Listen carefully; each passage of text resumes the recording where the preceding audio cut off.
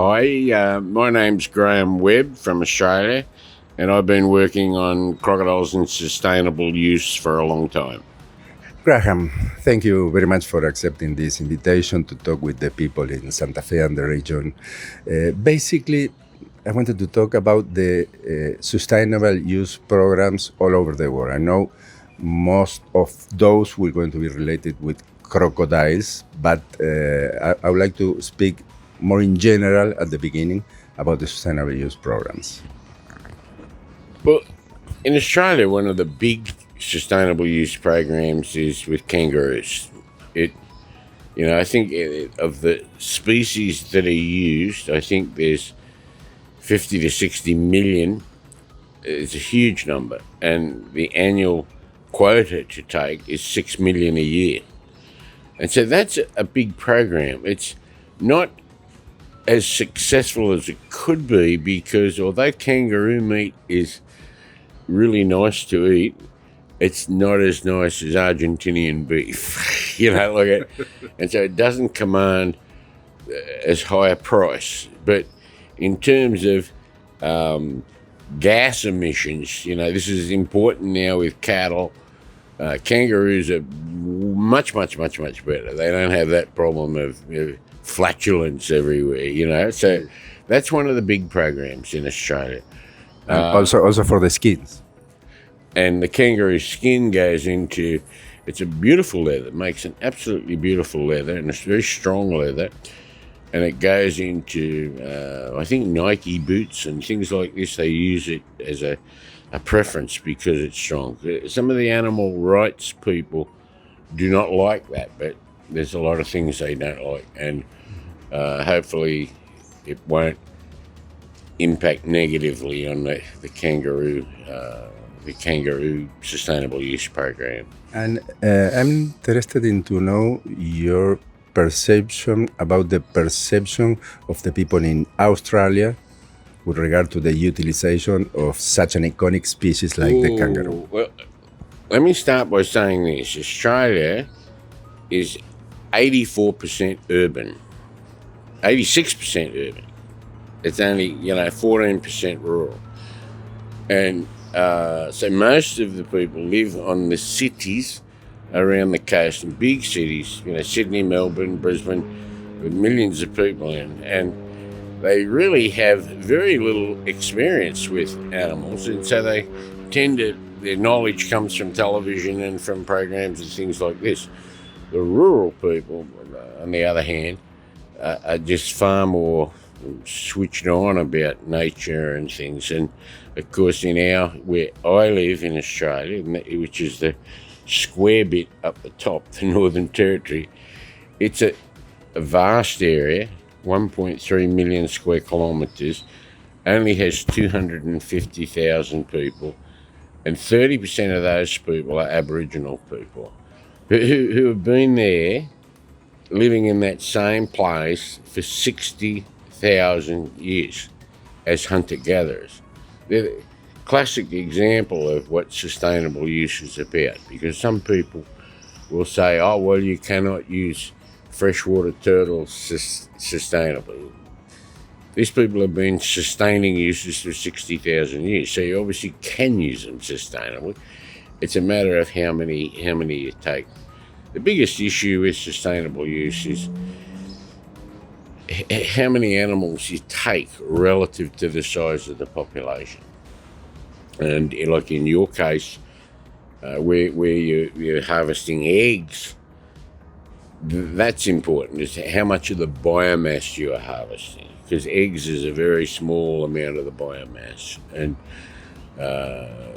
people, I guess, don't understand that, don't work with animals, and they get, their heart's in the right place.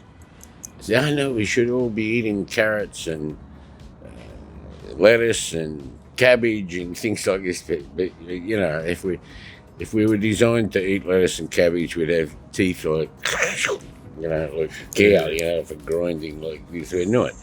Nothing wrong with eating meat, in my opinion. Okay, why do you think it's so difficult to explain the benefits at the public opinion level? Oh, it's like, why do people drink Coca-Cola? Yeah. It's because Coca-Cola spends 30% of its budget on advertising. Yeah. And so you just think it's the best thing, the absolute got best thing, right? So what happens with these animal rights organisations is they raise money in the city by genuine people that have their pet dog or something, and that's their relationship with animals, which is good. They donate money to these organisations, hundreds of millions, billions of dollars. And then they have to advertise to make sure they keep coming. that song about Argentina, if money keeps rolling in, it's exactly that situation. So it's a problem. All you can say is ask the city people to just ponder what they would do if they were on an island with their own children and a big sea turtle lumbered up on the beach and they hadn't had anything to eat for 4 days. What are they going to do? Are they going to eat the eggs? Are they going to kill the female and eat the female? Or are they going to say, no, I can't do this, and watch their kids starve? That's the way I see it, Yeah, got it perfectly. I'm a person people. I've worked with Aboriginal people a long time and learn a lot from them, and their relationship with nature is quite amazing. It's certainly based on sustainable use. They eat everything. Yeah. You know that all this bad advertising about the sustainable use has affected a lot of sustainable programs everywhere, but mostly in crocodilians and maybe snakes and sea turtles.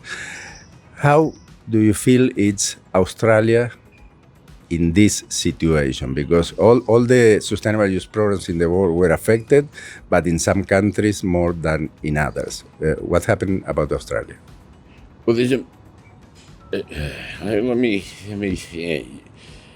what's happening in Australia is because we're so urban and our government is way down the south in the middle of the urban sector.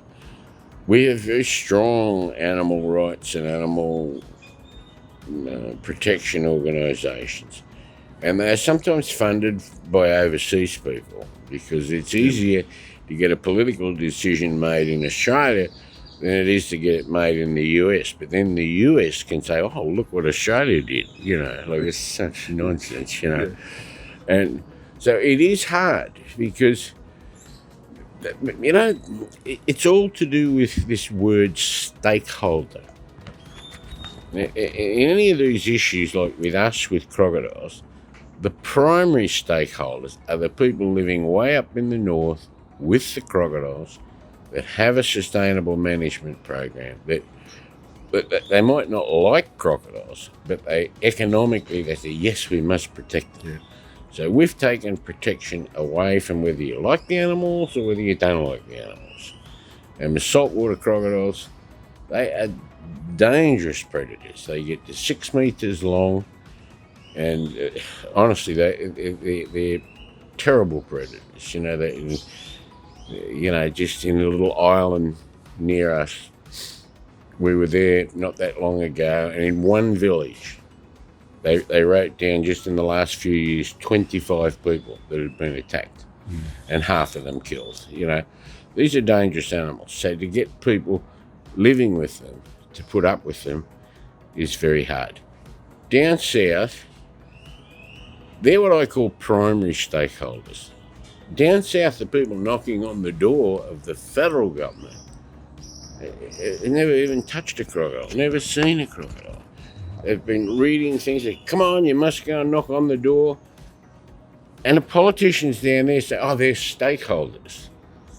Yeah. And you say, but hang on a minute, they've never seen one. They're not primary stakeholders. Yeah. They're tertiary stakeholders. That's it. And you can see how it all works. You get people who go and knock on the door and say, I'm interested in this. The government says, oh, there's another stakeholder.